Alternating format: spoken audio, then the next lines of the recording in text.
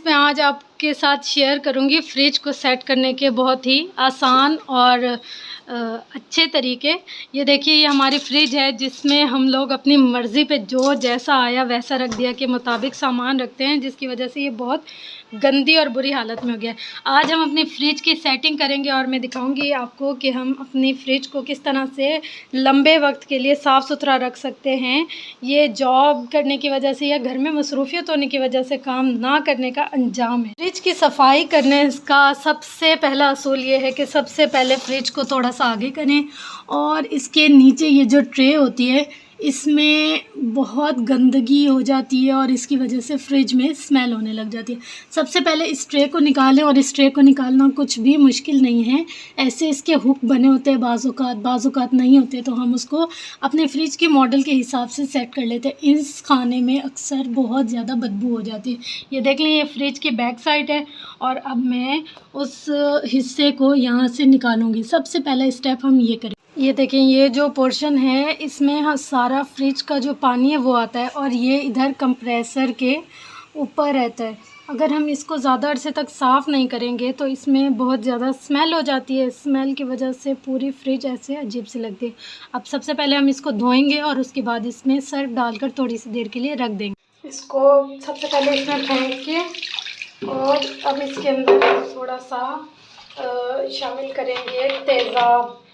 तेज़ाब से ये है कि इसकी ये स्मेल ख़त्म हो जाएगी। तेज़ाब के साथ मैंने एक और चीज़ मिलाई है, वो है फ़ेनाइल और जो हमारे टाइल को साफ़ करने के लिए क्लीनर होता है, टाइल क्लीनर, वो। और अब हम इसको तकरीबन 10 से 15 मिनट ऑलमोस्ट छोड़ेंगे, लेकिन मैं इसको तकरीबन 20 मिनट बाद आकर देखूँगी, जब तक मैं पूरी फ्रिज सेट कर लूँगी। चलें जी, तो अब बारी है फ्रिज की सफाई करने की। सफाई से मुराद ये है कि सबसे पहला स्टेप इसको खाली करें। खाली करने के लिए आप ये सोच होंगे ये ब्राउन सा क्या है, तो ये है हमारी खजूरें जो रमज़ान में हमारे घर आई थी बहुत ज़्यादा। हमारे घर में कोई इतनी शौक़ से खजूर खाता नहीं है, तो उसको मैंने गुठलियाँ निकाल कर और शॉपर में पोटलियाँ बना कर रखा था, और भी बहुत सी एक्स्ट्रा सारी चीज़ें, क्योंकि आजकल के दिन बहुत मसरूफ़ियत वाले थे। अम्मी के साथ हॉस्पिटल में लगे रहते थे, तो बस जो चीज़ जहाँ से उठाई वहीं रख दी, कोई सफाई नहीं की, देखभाल नहीं की, तो इस वजह से थोड़ा सा बुरा हाल है। मैंने अच्छे तरीके से सारी चीज़ें साफ़ की हैं, देखा है वहाँ पर कुछ रह तो नहीं गया। उसके बाद जो फ्रिज के ये दरवाज़े होते हैं इनको देखा है, इनके अंदर जो भी निशान होते हैं या मिट्टी, अक्सर ज़ंग लग जाता है या कुछ भी हम जो रखते हैं इस दरवाज़ों में, उसके थोड़े थोड़े कतरे से निकल कर दरवाज़े के अंदर चले जाते हैं। तो मैंने उनको अच्छे तरीके से आइडेंटिफाई किया है कि अब इसको धोना है।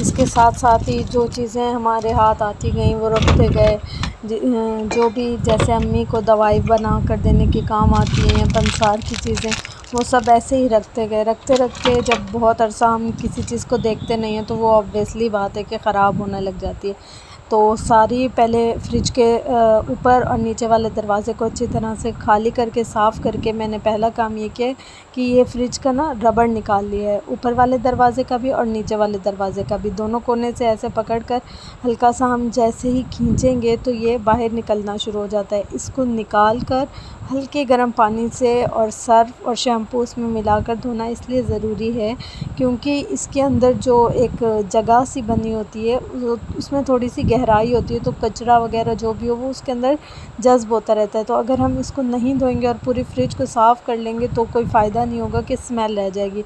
अब देखिए, हमारे ये दोनों दरवाज़े भी साफ़ हो गए हैं और इनके रबड़ भी साफ़ हो गए और मैंने रैक साफ़ करके दोबारा से लगा लिया। अब हम ये इसकी ट्रे को पुट कर रहे हैं। इसके अंदर एक हुक सा बना हुआ है, जैसे ही मैंने इसको प्रेस किया ये उस हुक में जाकर अटैच हो गया है। ये बिल्कुल मज़बूत हो गया। अब ये हिलेगा नहीं। अगर इसमें पानी आएगा भी सही तो ये गिरेगा नहीं पानी।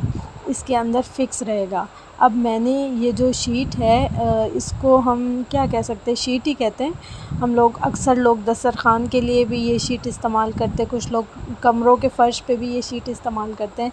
तो अपनी फ़्रिज की जालियों के हिसाब से मैंने इस शीट को कटिंग कर लिया है कि हमारे फ्रिज में जितनी भी जालियाँ लगी हुई हैं और जो फ्रिज का फ़र्श है, आइस बॉक्स का हो गया या नीचे वाले खाने का तो नहीं, बस आइस बॉक्स के, उन सारों के फ़र्श पे ये बिछाया है। इसके बिछाने की सबसे बड़ी रीज़न ये कि हम जो भी रखते हैं जाली के ऊपर वो चीज़ टपक टपक के, ये देखें ना, ये सारा पानी और जो भी हमने जैसे पत्ते, पुदीने के पत्ते या जो भी चीज़ रखते हैं वो टपक टपक के फ्रिज ख़राब होना शुरू हो जाता है। उसकी वजह से स्मेल हो जाती है, जो चीज़ नीचे गिरती है हमें पता नहीं चलता ये चीज़ नीचे गिरी है। तो इन शीट को लगाने का सबसे बड़ा फ़ायदा ये है कि इस तरह का फ्रिज की हालत नहीं होती, इतनी ज़्यादा सफाई नहीं करनी पड़ती।